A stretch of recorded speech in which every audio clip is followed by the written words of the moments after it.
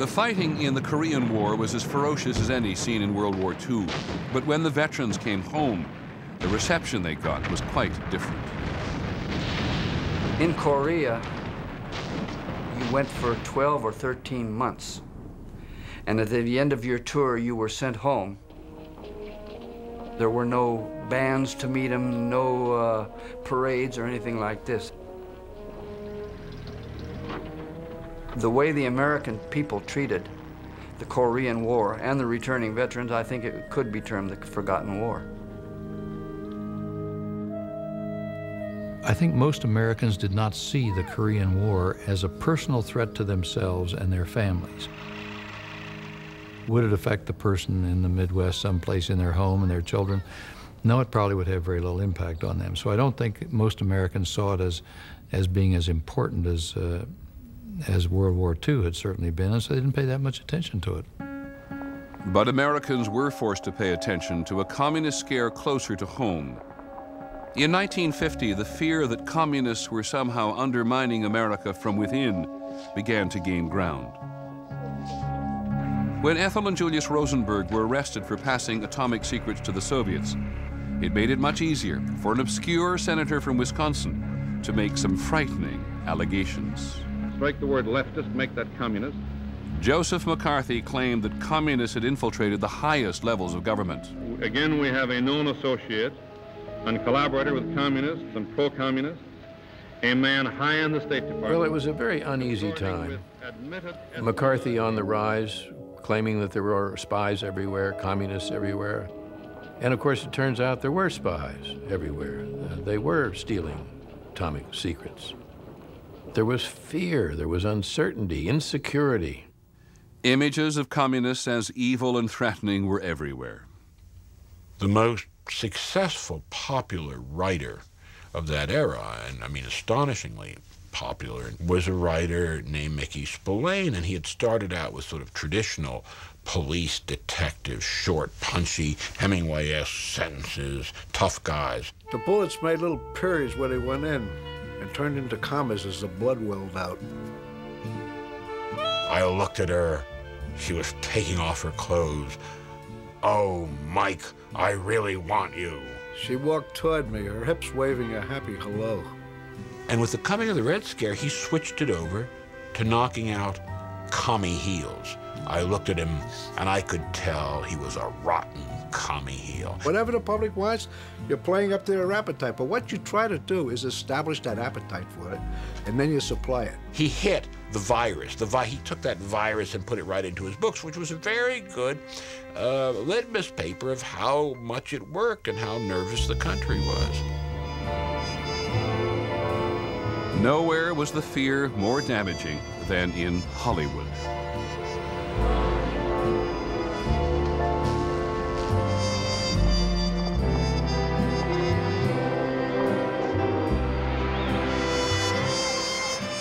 We went to the movies all the time. Everybody did. And we got a lot of what we felt about our country and about right and wrong and being a good American or being honest or courageous from the movies. With so much publicity about America's dream factory coming under the influence of communist agents, the House Committee on Un-American Activities had a target. Are you a member of the Communist Party? Or have you ever been a member of the Communist Party?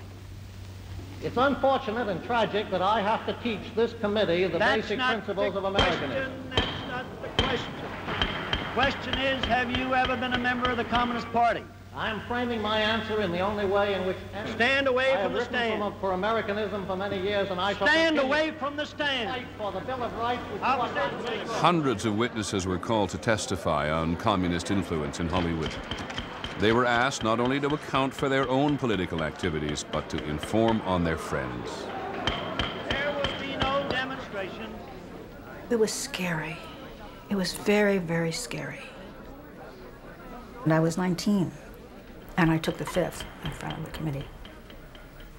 Being an informer and placing your fellow actor or fellow friend, fellow director in jeopardy meant that that family didn't work anymore. So that taking that step was about the worst thing that you could do to anybody. The studios kept lists of so-called political undesirables and refused to hire them. They had the black list, the gray list, the if list, the maybe list, the they know who list. I mean, it was unbelievable. At the height of the Red Scare, a rumor on the streets or a mention in the gossip columns could close down a career. Lives were ruined. People were driven to suicide. People were driven out of the country. I think the results in this town were really devastating. Lee Grant won an Oscar nomination in 1951, but then after speaking out at a funeral of a friend who she said had been hounded, she was blacklisted. I mean, I remember, you know, like the floor just rushing out from under me and my heart going down and saying, that's it, you know, that's it. Ms. Grant didn't work in Hollywood again for 14 years. Army veteran Carl Reiner was working on Broadway. Somebody actually came to my house, an FBI guy, and said, "Do you know if there are any communists in show business?" And I said, "Oh, there must be. There must be lots of them because they're all over the place." "Do you know who they are?" "No." I said, "You guys, FBI, you find them. You know, I don't know who they are. They're not going to tell me." I mean, I was being funny, but I was also scared shitless. I am not a communist and never have been a communist.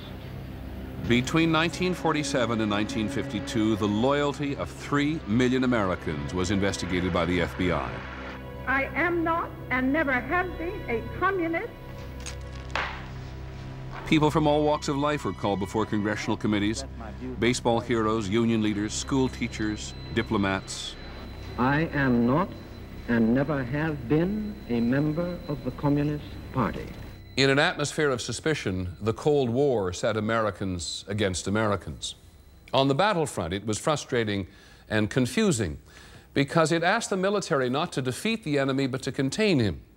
The concept of total victory was now overshadowed by the specter of nuclear annihilation.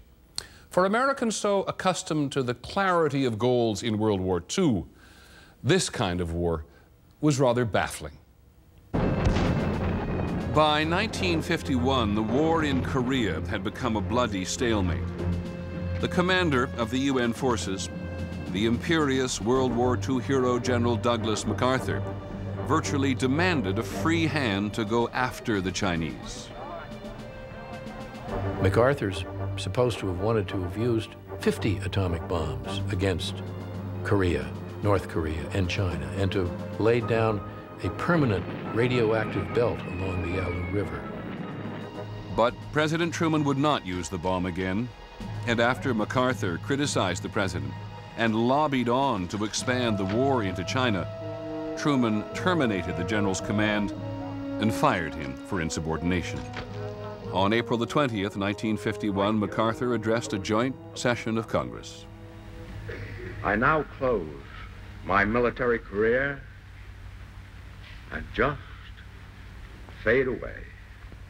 An old soldier who tried to do his duty as God gave him the light to see that duty. Goodbye.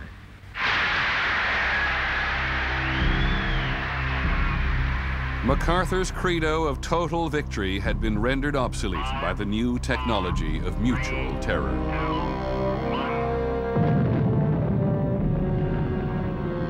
Total victory now might mean total annihilation. In November of 1952, America tested the hydrogen bomb, 1,000 times more powerful than the atom bomb dropped on Hiroshima. To develop the hydrogen bomb, scientists created a new and highly advanced calculator.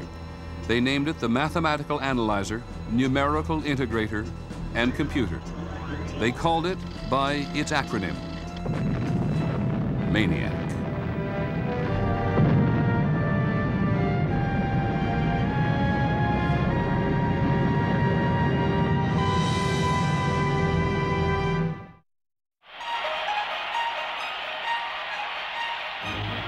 There was a World War II hero at the top of the Republican ticket in 1952.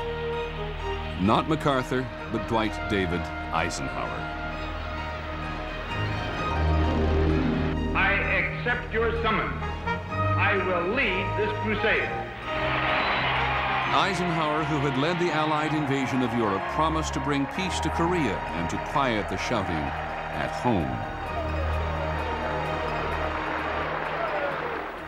Ike for president, Ike for president, Ike for president, Ike for president. You like Ike, I like Ike, everybody likes Ike. General Eisenhower was the first presidential candidate to use television advertising. By 1952, television was becoming an enormous part of our political lives. I own a 1950 Oldsmobile car.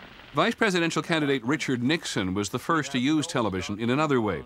He wanted to deny charges that he'd taken improper political gifts. The only gift he'd accepted, went the story, was a dog named Checkers. And you know, the kids, like all kids, love the dog. And I just want to say this right now, that regardless of what they say about it, we're going to keep it. Richard Nixon kept his place on the Republican ticket, and a lot of people thought television made the difference. Television was also becoming a major force in American social life. Supposed to be tight. One of the country's favorite shows was this one. Your Show of Shows, starring Sid Caesar and Imogene Coca. It was a family event, and a hush came over the house when Your Show of Shows came on, and everybody gathered around the set. It lightened our lives. A marvelous diversion. The Caesar Hours were created by a group of unknown writers: Woody Allen, Mel Brooks, Neil Simon, Carl Reiner. We knew we were doing something special. We all knew it. We all knew it. Television was the buzz in the streets. It seemed that everybody was watching television. My secretary came in and said, "Mr. Caesar, Dr. Einstein wants to talk to you." I was so shocked, I almost dropped the phone. Einstein wants to talk to me? Einstein loved Your Show of Shows, but it was hard to me imagine. I mean, I thought he was busy on the blackboard all day, never had time to watch television. I'm going to talk to Einstein? What am I going to say to him? You know, when you made that trick there, I don't think it was EMC squared. It was EM squared to the omega 18 power, not from omega shear. When that pressure escapes, it thrusts the object forward. See? What do you mean? The man whose name was synonymous with brain power had become just another television viewer. As the century moved into its second half, television's influence over our lives would become more profound than even a genius could have imagined. America seemed to live in television land during much of the 1950s, but there were real locations in the headlines: Little Rock and Korea. We'll look at the 50s on the next episode of The Century, America's Time. Thank you for joining us. I'm Peter Jennings.